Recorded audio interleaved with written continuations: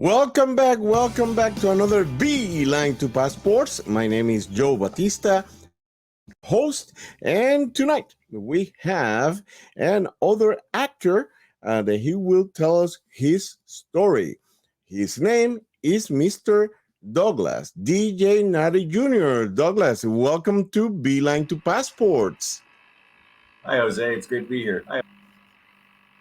Thank you for accepting the invitation. And like every week, we ask our guests how everything started. We want to know about your childhood, about your education, where you're from, all that great thing. Then the audience want to know about our guests. Oh boy, it's quite a tale. I'm here to tell you. Well, I was a teen pregnancy. My parents had me their junior year of high school. Getting married in November of '73, and I was born in March 16th of 1974, the day after my dad turned 18. So, given that I was named after him, we always celebrated our birthdays together. Um, and When I was two, he joined the Air Force. And even though New Hampshire is my birth state, I don't really remember all that much about it. My memory begins in Little Rock Air Force Base, Arkansas, which was his second duty assignment. And my parents got divorced when I was five, but my mom married another Air Force NCO. And so from ages 2 to 21, except for a 2-year period in New Jersey when I was a teenager, my whole life was either in or around an Air Force base. So having that military upbringing, I grew up all over the continental United States. We went from my dad's first assignment was in Maxwell Air Force Base, Alabama, in Montgomery, where my brother Dan was born. Then Little Rock, Arkansas, like I just said, and to Homestead Air Force Base, as it was back then in Florida, and to Mountain Home Air Force Base, Idaho. Stepdad retires. I spent 2 years in New Jersey. And then when I was 16, go to live with my real dad. He's still in the service, and this is around the time of Operation Desert Storm. And I went to got 8 or 9 different schools from K through 12, and just had that.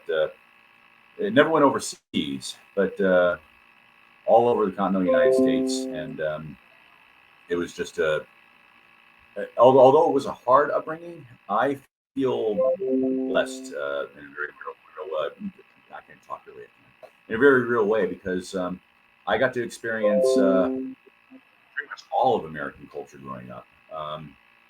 Especially in when I was a teenager, you go from being on base in Idaho, which is literally on top of a mesa, and you're 50 miles away from Boise and the nearest McDonald's. And you go from that to civilian life in New Jersey, and then back to military life in the Panhandle of Florida, which might as well have been Southern Alabama. We were that close to the border. And it was culture shock on culture shock, when you're already an awkward teenager. Wow. But but at the same time, it was difficult, but I wouldn't trade it for anything. And so that's pretty much my childhood in a nutshell. I, having grown up, around the Air Force, and that being the only life I knew at the time, and having been 12 years old when films like Iron Eagle and Top Gun came out, and keep in mind I'm already being influenced, by the Star Wars generation, because I'm of that generation. Naturally, I wanted to fly jets when I grew up. So immediately after high school, I tried to join the Air Force. Guess what? I was born with a congenital heart defect. I got disqualified. So I bobbed around for the next 3 years, not really having any focus. And when I was 21, I got my first job at a airport right here in Fort Myers, actually. It was called Fort Myers Airways. It was there that I had my first real job that was something other than a restaurant chain, and had my first and took my first flying lessons, and that started me on the path of for the next 27 years in general aviation, which is another thing I wouldn't trade for anything. Because looking back on it in retrospect, other than it not being a uniform service or anything like that, it was not all that different from the life I dreamed of having in the Air Force. And by the time I was in my late 20s, I started. That was when I first heard about the Ansari X Prize, and I first heard of companies like Scale Composites and SpaceX, and which leads into the things they're doing now. I was thinking at the time to take my career in general aviation up to the next level and get into the commercial space thing, and that led me to move to California in 2009, um, and got this close, to getting into that field, but um, and had a we're getting into later adulthood now, but I got married. It wasn't the happiest of marriages, but it was during that time that I started thinking. Uh, well, I started my first professional writing job in 2010. It was writing a newsletters and sales copy for a friend of mine who had gone entrepreneur in San Diego, and it was about military aviation because he had been in the Marine Corps and flew jets in the Marine Corps, and since I knew a lot about it, I could write a lot about it. So he hired me to do that, and for 2 years there, I was like the roving reporter, interviewing people and writing newsletters and articles, and it was a terrific side hustle, and it was my first experience in professional writing, and that's what led me to think, what, my other great passion is the movies, and two of my greatest heroes in film are George Lucas and Sylvester Stallone, both of whom had to write, to gain the opportunities that they eventually had. And so I started dabbling in screenwriting. And about, God, 8 years ago already, I had written my first screenplay. It was a very, very rough screenplay. Um, but it was a science fiction, very in the Right Stuff, Apollo 13 kind of spirit. Even though it took place in the future, at a time when the solar system was colonized. But I thought I was doing pretty good to, write it in like 140 pages. But I didn't know anything about proper screenwriting format back then. I was fortunate to meet with a friend of mine who was an accomplished playwright and screenwriter who taught me the proper format.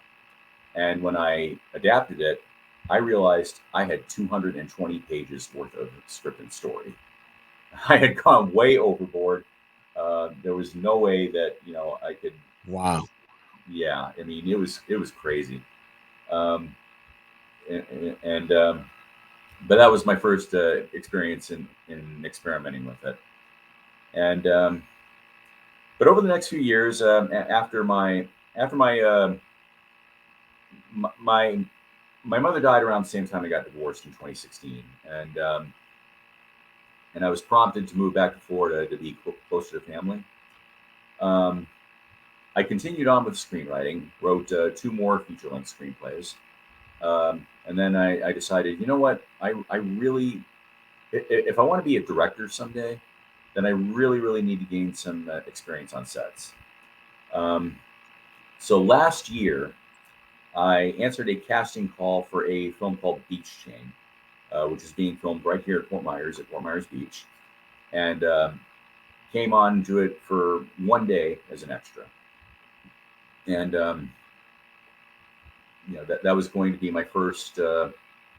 It was actually my second experience on a film set, but it was my it was my first year in Florida, and I tell you, I thought I was doing good with sunscreen. Man, we got scorched. Um, Wow. but I met a lot of people on that set that day, and uh, Chris Roberts was one. Yeah, he was on set on that uh, uh, beach scene that day.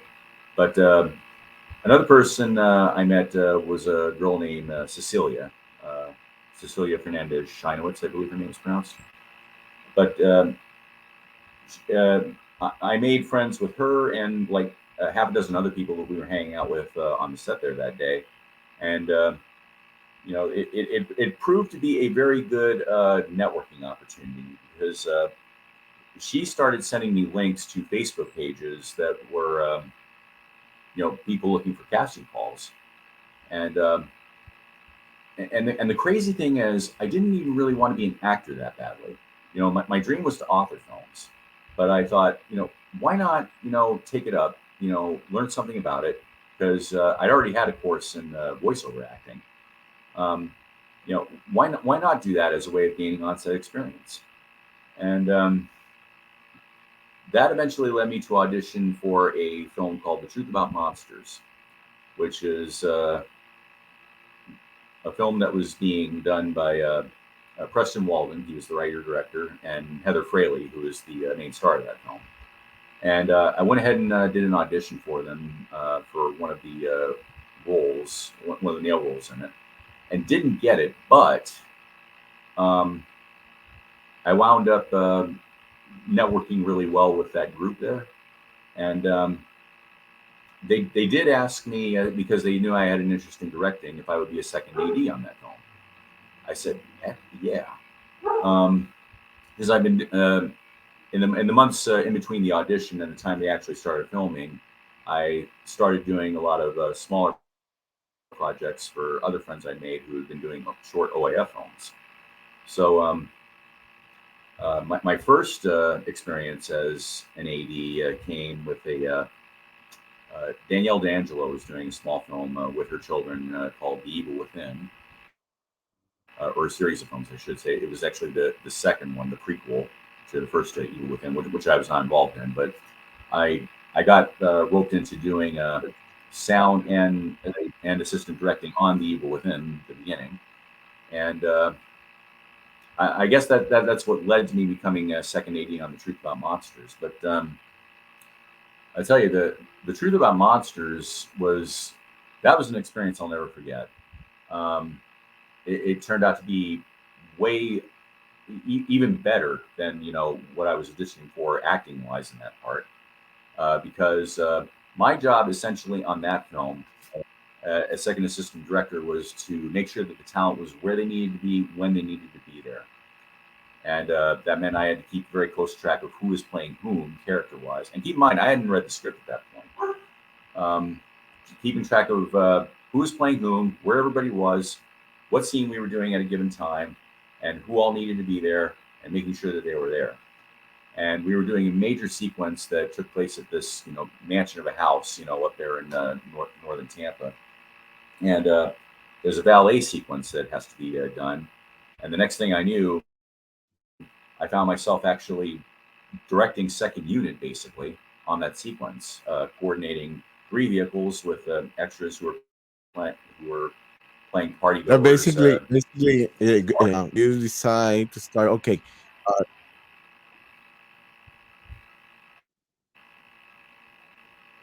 yeah, that is opportunities that you're taking to help you to move forward with your career. Most definitely.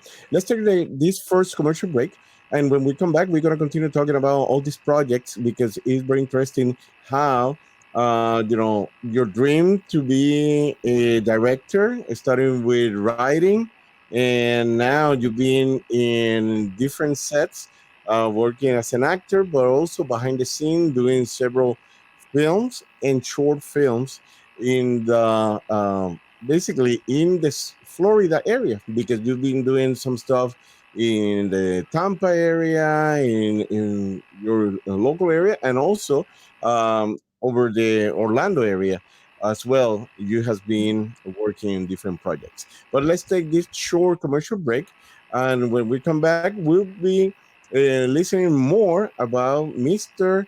Douglas DJ Nary Jr.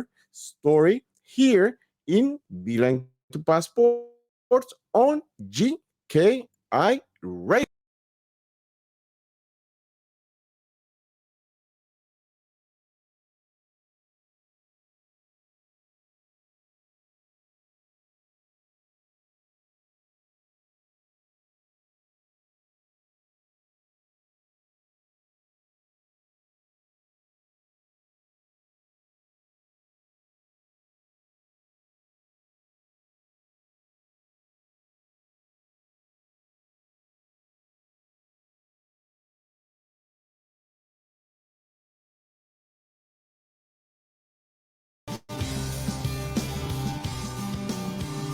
We are back. We are back from this commercial break and great music. And you're listening GKI Radio and GKI Media Pros. And tonight we have a special guest. He is an actor, also writer, and very soon director. And we have tonight Mr. Douglas DJ Nary Jr. And DJ, we were talking on the first segment how everything from your dream to be a director, starting with the writing part, being in sets, doing auditions, and then you're moving now as an assistant director, also in working in productions behind the scene. In the last 2 or 3 years, you mentioned some of the projects that you have been working in the last 2 or 3 years, Big Chain, then Truth About Monsters, and other projects that you have been involved. Because we met on set basically last year, doing, let's say, the opposite of Big Chain. There was Big Shackles. That was a kind of a comedy. Um, let's say we mess with the reality because for Yeah. you guys was very bad and was very tragic. We have on the show in previous season and also shows different people they were on that movie and they have a certain experience, not good experience, people with skin burns, other situation, then basically turn to, you know what, let's do something with that, making a script and making something that was the story about the story. Yeah, Beat Shackles was a fun time. Uh, I was only on it for a couple of days, but I remember the first one. We just shot and shot, through uh, sun and rain through and through. But it was it was intended to be a romp of a comedy, and we were having a romp of a time doing it. And it's just trying to be in good spirits when things aren't really going so well. I was only on Beach Chain for one day, but I was hearing some you know uh, pretty bad stories about how people were being treated on that set, and that's kind of what we made fun of in Beach Shackles.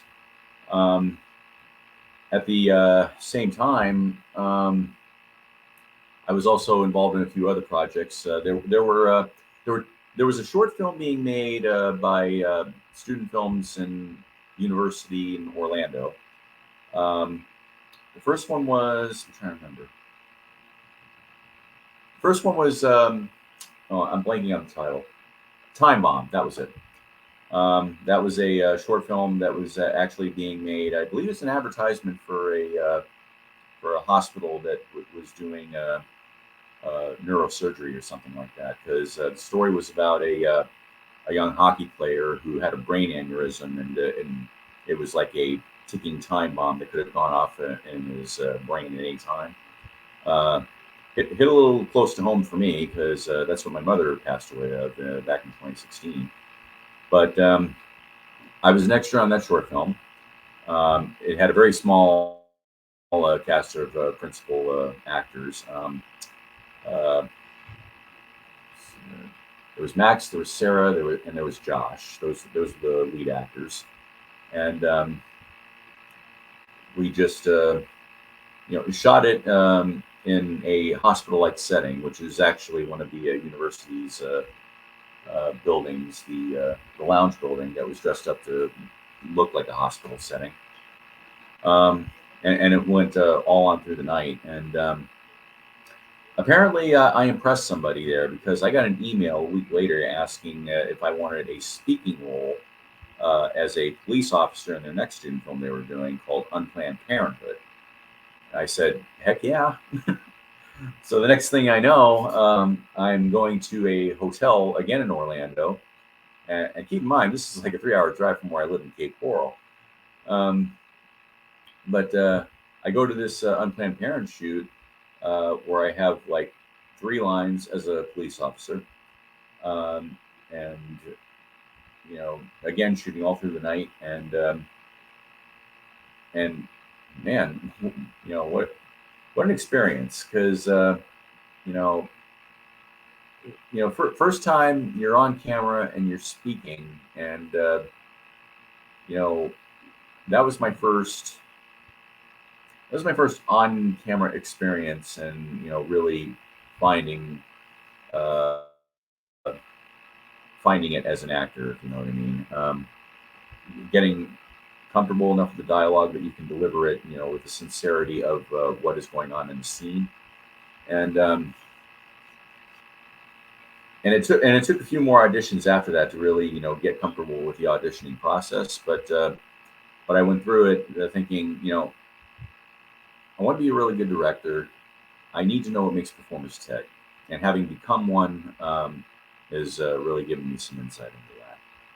So those 2 projects in the with the Orlando film students, who were training to be consummate professionals, by the way. They were awesome. I mean, and they went all out with the equipment that was made available to them. And then I get involved in a film called Seven Roses with Bobby Washington, um, which initially I was going to play one of the detectives on that one, but there wound up being a foul up in communication on set location. So by the time I did wind up getting to work on it, I was working I was holding the mic and being the boom operator, which is fine because that was my first experience working sound and learning about sound, and getting good enough with it to be a sound technician if they needed that, and I've done that a couple times since then. But Yeah, and yeah, let me tell you, I that is another thing. You're getting experience behind the scene in different areas, uh, exactly. because that for I always say that is important. That you want to be in an industry, know the industry inside out, because you Mhm. need to know sound, you need to know about the cameras, you need to know the part of directing, you need to be an actor, because need to know how that actors get prepared to be that character on your film. All that great things, BTS is great to be around and play all these key roles, because everybody is important on a film. It's not only Yep. the person in front of the camera. They have a lot of people behind the camera. They're super important. And I always say Mhm. one of the most important people are the PAs, because without PAs, the show can continue. Yeah, because that's the people, and you need to have something done. That's the people that will do it. And I always say, I clap and I applaud for all the PAs, because it's a hard job, and sometimes it's a non-paid hard job that you learn a lot. And great directors has been an amazing PAs. Absolutely. My old high school football coach used to tell us, about football being the ultimate in team sports. I see film as the ultimate in team art.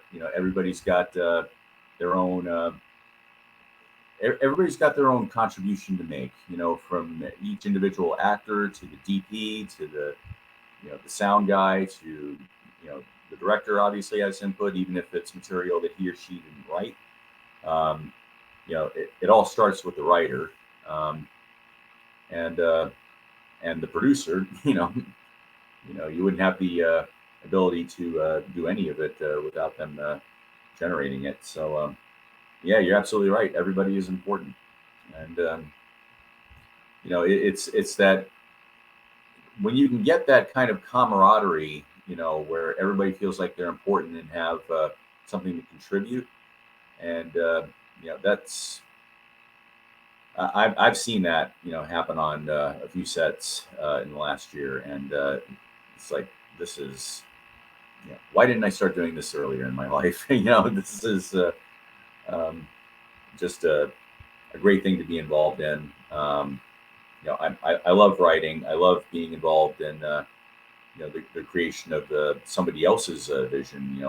Other stories that have been written. I mean, I've got a few. We'll get into this later, but I got a few projects lined up over the next couple of months. That other people wrote that I think are genuinely good stories. And I want to help them bring them out on screen and get seen. Yes, yes, definitely, definitely. And I remember, I was part also of the Seven Roses, that you were doing the sound, and you remember the first day that we were filming on Daniel's house, then you were basically in hiding on a closet area because that was the only area that was then you cannot see the sound person or being on certain areas on the sound because unfortunately that the people don't see that part, but yeah, sometimes Yeah. the person is under the bed, hanging from something or hiding from the camera in a closet or And that's what makes it so much. That's what yes, makes it so much cooler than other jobs. You go to a set, you drive for hours, and you get there, you don't really know what to expect. You could correct, find yourself huddled under a bed, capturing sound or like or almost literally hanging from a ceiling, which is what I kind of saw happen on Truth About Monsters. It was happening on two different floors in this big, huge, mansion of a house that I only imagined I would ever, see on screen. And it's like, God, I remember watching movies where they're walking these elaborate houses, and here I am actually doing it myself in real life. exactly, It's it's dream come true stuff. It really is, and it's and if I'm blanking on how to describe it. It's surreal. It's a dream come true. It's you're bringing a story to life, and then when you see it on screen, because a couple of short films that I did recently have recently been posted on YouTube, and turning out even better than yes, what I thought I was capturing when I was on set doing it. yes, yeah, A couple of I'm sorry, OIF films that I did in the past few months. One was White Poison with Heather Fraley. The other, Poker Night with Dylan Swan. And I was blown away by how, and Instant Message with Jasmine Vasquez. I was blown away by how good all three of them turned out. Uh, Better than I imagined. Um, correct, correct, there's there is a true magic that happens when it's put on screen, it's edited together. You've got all the visuals, you got music, um, and it all comes together, and it's just it's like I was there for that. Especially for you know Instant Message and Poker Night, which I didn't even act in those two films. Instant Message I was script supervisor, and Poker Night I was first AD and boom operator, and but I'm listening to the sound. Poker Night especially had a real punch to it, sound wise, and I'm like, I yes, helped do that. I captured the sound, and yeah, yeah. I Make mean, you to say I'm proud, proud of it make is, you proud. yeah, yeah. Definitely, definitely. All right, but DJ, let's take another short commercial break, and when we come back, we will continue telling your story.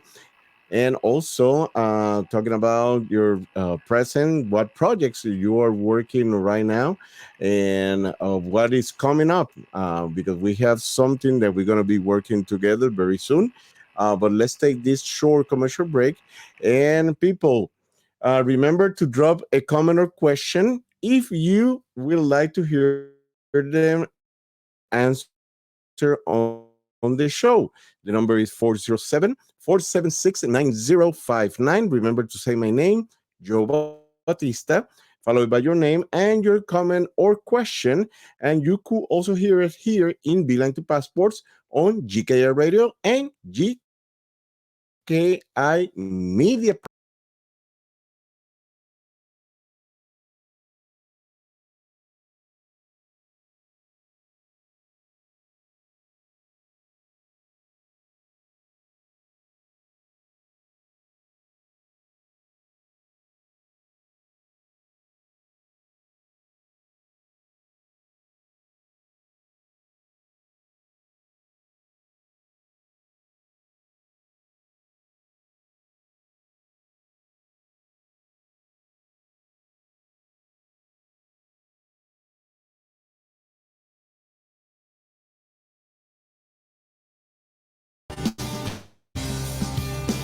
We are back. We are back from commercial break and great music. And you're listening in GKI Radio and also GKI Media Pros.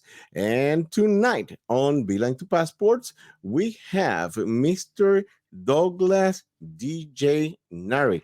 Douglas is an actor. Also, he is working basically his career to become a director. And Douglas, we were talking about projects that you has been involved, and some of the projects we worked together in different aspects. For example, the poker night, you were working on the boom, also doing the assistant director, plus in other projects. Now, what you working right now? What is your projects that you are involved right now? Well, there's quite a bit coming up in just the next 2 months.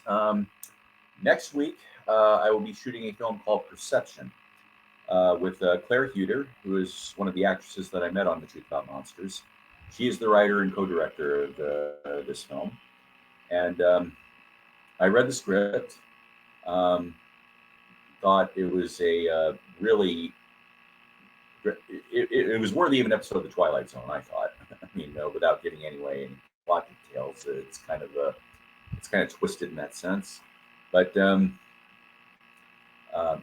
when I when she asked me, what I thought of it, and I told her, I totally get, where you're getting the title Perception and everything like that. She asked me if I would be first AD on it, and feeling deeply honored that she would think of me that way, I happily accepted.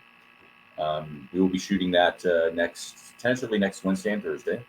It'll be a 2-day shoot for OIF, the Aura Challenge. Saturday, I have another OIF Aura coming up called Hinders. This is another one by Heather Fraley, who I worked with several times in the past. She's just someone I adore and admire, and that too has a very interesting story that she wrote years ago, from what she told me, and it's even though I don't have a very big part in it, I'm again very happy that she chose me to help out in it, and I'm really looking forward to it. Later that same day, and on the 10th, I've got blanking on the pronunciation, eidetic, um, but it's a film where I'm going to be playing a police officer who's investigating a murder, and but I'm really looking forward to that one because that was an audition process that I believe took a couple of callbacks, and it was not the first such audition that I had like that. I was trying out for another one about a shell shocked veteran in a gay bar. Um, that also had a couple callbacks and didn't get that one, but I was, really, I'm still really glad I did it because I have been learning quite a lot, in the audition process alone. I mean, I've always been a big believer in the 80-20 rule. And if only one fifth of the auditions leads to something, then I'm doing pretty good. And I think that's about the ratio I've gotten. For every five auditions, I get one role out of it. And I'm like, that's not a bad ratio at all, when you really get down to it. And so I'm really looking forward to the Officer Richards role in the upcoming, not this weekend, but the weekend after next. Immediately after that, I have got my first feature role coming up. It's called Dimming Lights. It's another project with Preston Walden as writer director and Heather Fraley as one of the starring actresses. Um, I've got a pretty substantial role in it. About 7 days worth of filming. It's my first feature as an actor, so I am pretty excited over that. Really looking forward to it, and we'll definitely have a lot of BTS coming up online for that one.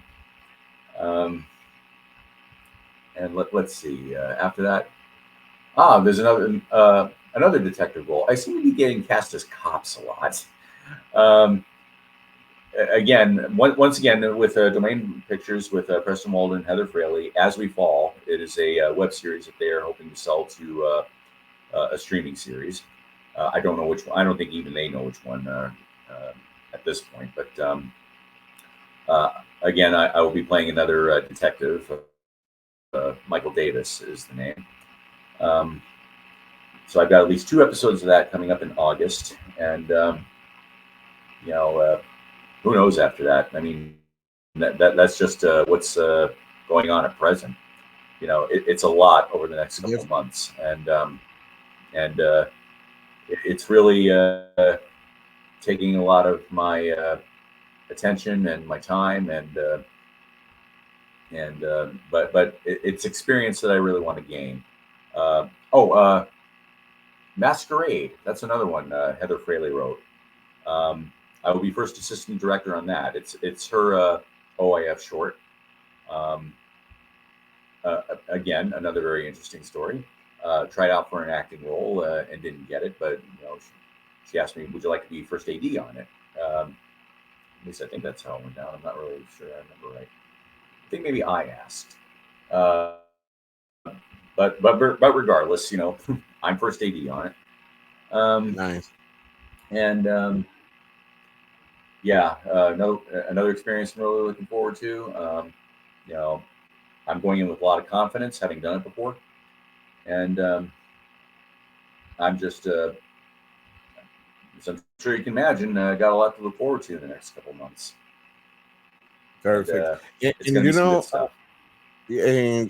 you mentioned many of these projects, and there's some shorts, but it's experience and to get to the feature films, because you need to have that experience, and it's a great ratio. Every five you receive one opportunity. That is a great ratio.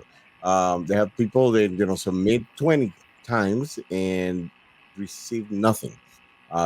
This is a very good. And I'm gonna tell you, welcome to the club, because I've been in many, many projects as a police officer. I know they see this face and they think about officer, detective, or something like that.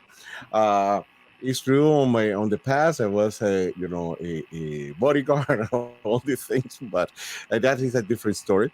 Uh, but is some roles that help you also to get engaged with some other roles for the future. Uh, you never know. They have some of these projects that can launch you to a national projects. We are on the neighbor state, Georgia, that this is basically the Hollywood of today's day, because that is where many of the films Yeah, then people see on this big screen has been take place. yeah, yeah. That's one of the reasons I moved back out east after 10 years in California. The emerging studios are in Atlanta, not Hollywood. One of my Yes. all-time favorite shows that's on right now is Cobra Kai. It takes place in the Valley in Los Angeles, but most of it is actually being shot in Atlanta, believe it or not. And Correct. yeah, and I feel like I'm in the right place at the right time. Yes, yeah. I mentioned this in previous shows. I have a good friend. His sister works for Adam Sandler. And remember the day that we were talking, and she came to visit him on his office. I was with him in his office, and she came to visit, introduced, to me, and when she said that, yeah, they decide to move, and that basically was because the taxes is lower, taxes in Georgia than in California. That was one of the reasons. And another reason was California is very expensive.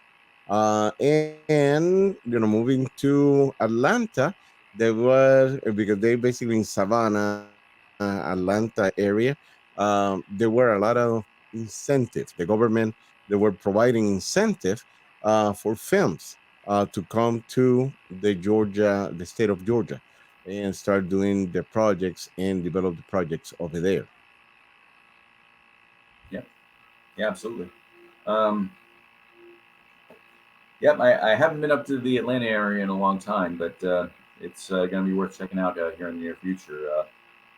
Right now, I'm very concentrated in work in Tampa and Orlando. Although I did have one shoot not too long ago in Daytona Beach, which was kind of interesting because I lived there for 4 years during my aviation days. But Active Shooter was that web series, by the way, um, which I had been in alongside the late Dennis Smallin, actually, who had recently tragically died in a car accident. And it was my second time working with him after Poker Night. And the last time I would see him would be at the OIF Festival. But I, you know, still in a state of disbelief on that one. Yes, sir. I Yes, sir. only, yeah, I only knew him for a month, but yeah, getting back to the emerging, studio opportunities in Atlanta. Yeah, it's again, feeling like I'm in the right place at the right time, and I do have a very strong feeling that I'm going to find myself inching further upstate. You know, maybe to Atlanta. Who knows? But definitely a lot of concentrated work in the Tampa area. Coming up, and actually, now that I think about it, we're going to get into future projects in the next statement, which actually will be taking me up to Georgia, and I'll tell you about all about that when we get that far. That's perfect. That's perfect.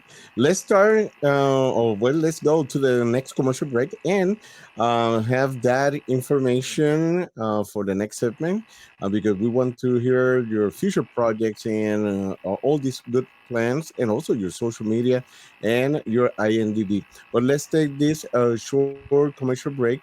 And people, thank you for being with us in another B Line to Passports. Thank you for being with us learning about Mr. Douglas DJ and Nary Jr. story. And we'll be right back with more of Beeline to Passports on GKI Radio and GKI Media Pros.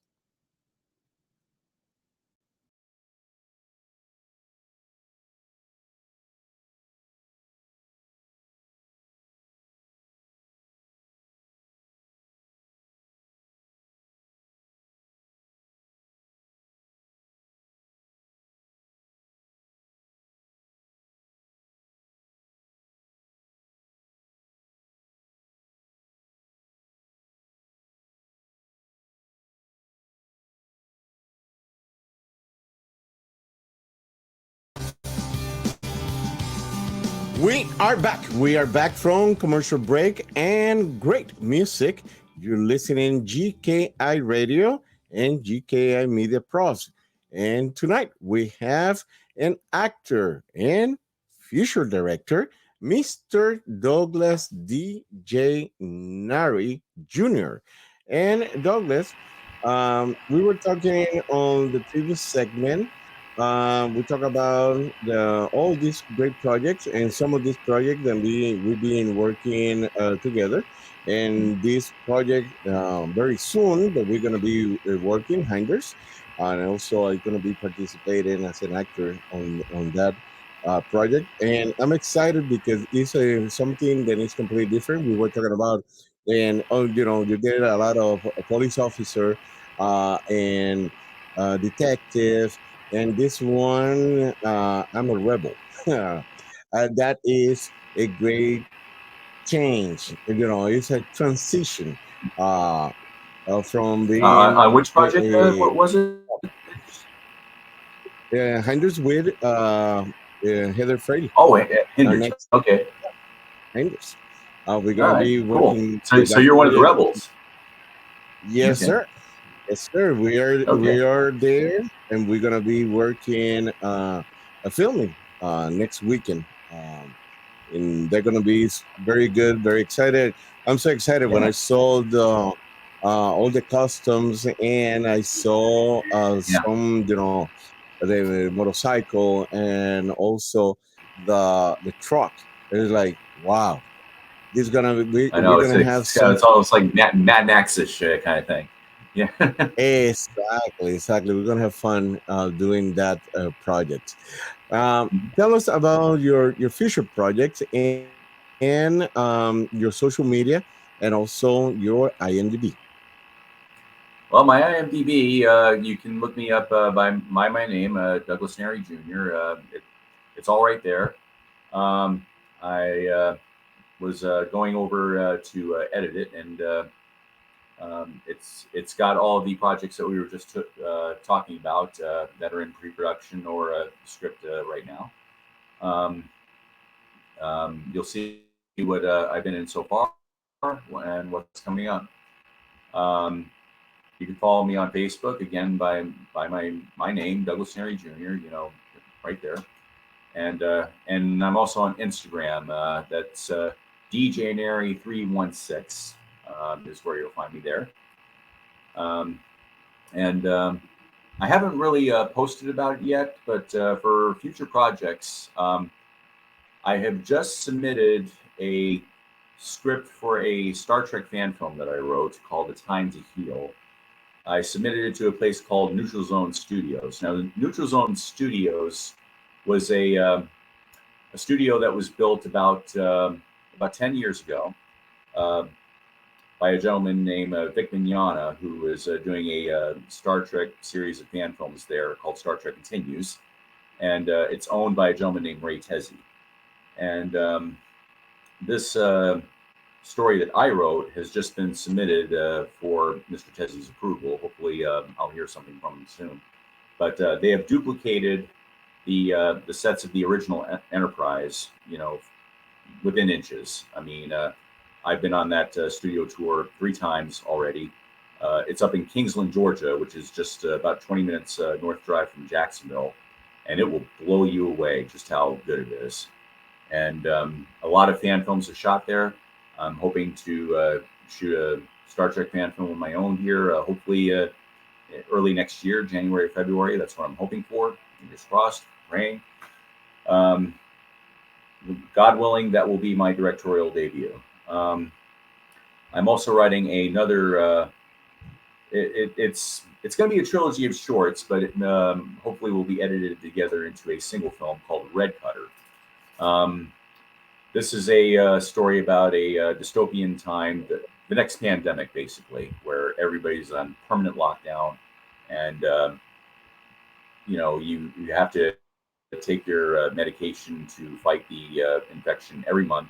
If one is missed, you are designated non-med, and you cannot leave your home until treatment is received. If you do, if you try to escape from the system, or you don't want to take your, you know, vaccination, there is a police squad called the Red Cutters that will hunt you down and disintegrate you on sight. So that's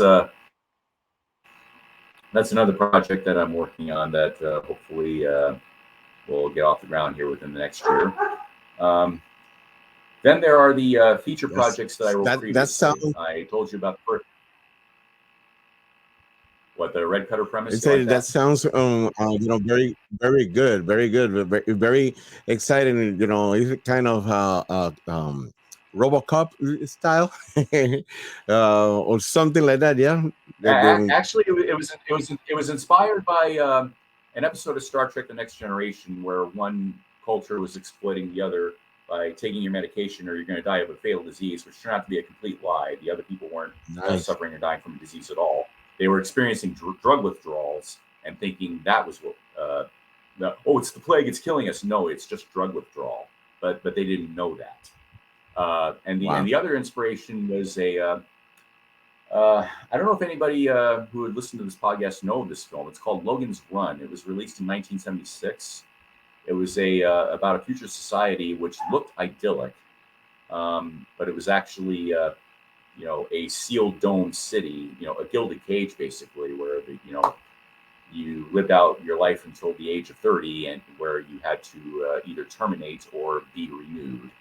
I'm putting that in air quotes because you don't really get renewed. Um, so it's a little bit of that next gen episode, the plot of the Logan's Run, basically, with a little bit of Blade Runner in there. So Nice. Nice. yeah, yeah, that's another one that I've got another iron I've got in the fire currently. Plus, there's the three feature scripts that I wrote before I even got into acting on Beach Chain. The first one, which I already talked a little bit about during my aviation days, is called Super Light. It takes place in a future time when also science fiction, a future time when the solar system has already been fully colonized. We have colonies, and different nations have military bases all throughout the solar system, the moons of Jupiter and Saturn or whatever. I remember I had a astronomy professor who talked about Titan in particular being a natural resource of you know elements for. I'm blanking on the actual elements, but for a future nuclear economy, basically, and basically the moons of Saturn, according to him, would be the Middle East of the solar system. When we got out that far. But anyway, we've reached that level, and there's an aerospace engineer and theoretical physicist who wants to say, let's go faster than light. And it starts up an international competition between the US, China, and India, culminating in a literal space race where the three ships race from Earth to Neptune and back in under 8 hours, which is the time that trip would take at the speed of light. And whoever wins gets the funding for further research. And again, it's in the spirit of The Right Stuff, Apollo 13, and films like that, where they're about flight testing and the dangers of flight testing and space travel. And it's a story where there's no real villain. The villain is in the challenge itself, in space itself. Just the danger of being in that environment, which man was not really meant to be in. And the enemy within ourselves, our own human nature, to compete with each other, to try to one up each other and best each other at everything we do. And it's like we can do that and still be respectful. And it's a story that let's put it this way: the original Star Wars in the trench run, he pushes off the targeting computer and uses the Force. It's kind of an anti-technological theme. I decided I want to do a pro-technological theme by putting our trust in the machines we create. We're learning to trust ourselves because we created the machines. Wow. We created them to carry us into a new environment that we otherwise would never be able to go through, and and put our trust in it, and learn to trust ourselves. And I really wanted it to be an uplifting story in that regard. The second one was a fantasy one that my ex wife actually came up with this idea about a race of immortals who uh, there is mention in the Book of Genesis about the Nephilim, and she used that as the basis to basically create a race of immortal superheroes who fight with flaming swords and all that. You know, Highlanders are all time favorite movies. So I kind of took that idea and refined it and shaped it into a script that I'm pretty proud of. However, I cannot, in good conscience, do anything with that without consulting her first. Um, and it's not that we're on bad terms anymore. I mean, we've been divorced longer than we were married, but I don't know that anything is really going to come of that. So that prompted me to write something else in that same vein, like a paranormal fantasy romance.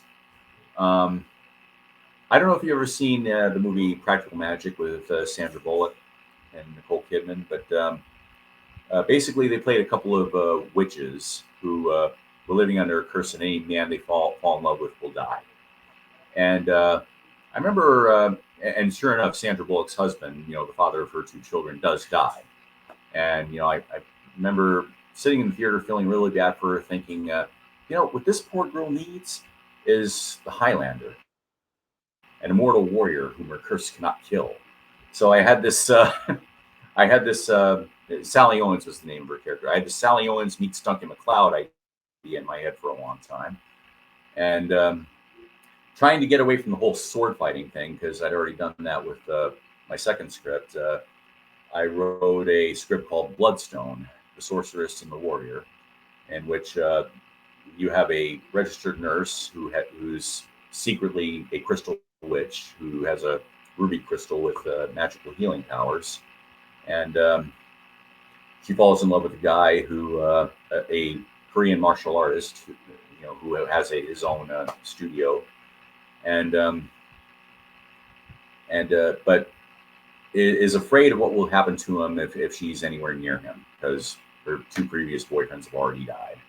Well, it turns out he is a 5,000-year-old immortal who has been roaming the earth and whom his curse cannot kill. And there is an evil crystal witch who has used her power to become the de facto ruler of the city, who finds out about his immortality and decides she wants to take it from him for herself. So that was my third feature script, which can easily be divided into 3 or 4 smaller segments. And those are the irons I have in the fire as far as projects that I want to get made, as a director. And, but that Awesome. means that I have had to start thinking like a producer, and I am actively searching for partners in that regard because I know nothing about generating financing or crowdfunding or anything like that.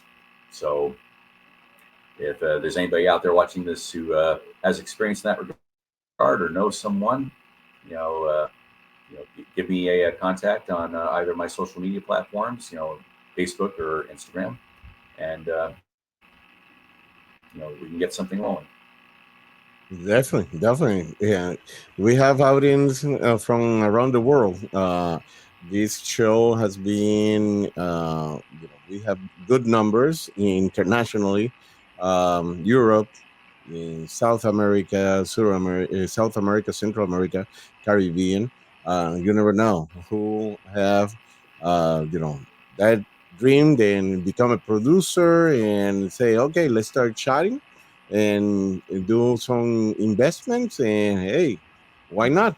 That's what everybody needs to move forward with their dreams, with their projects.